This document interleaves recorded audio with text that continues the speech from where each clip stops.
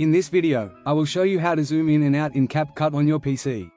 First, open CapCut and create a new project or open an existing one. Import your video and drag it onto the timeline. Select the video clip in the timeline, then go to the right panel and click Basic.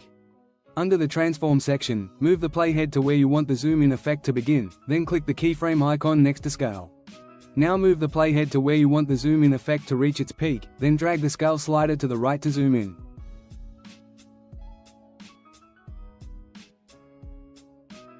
Adjust the zoom level as needed.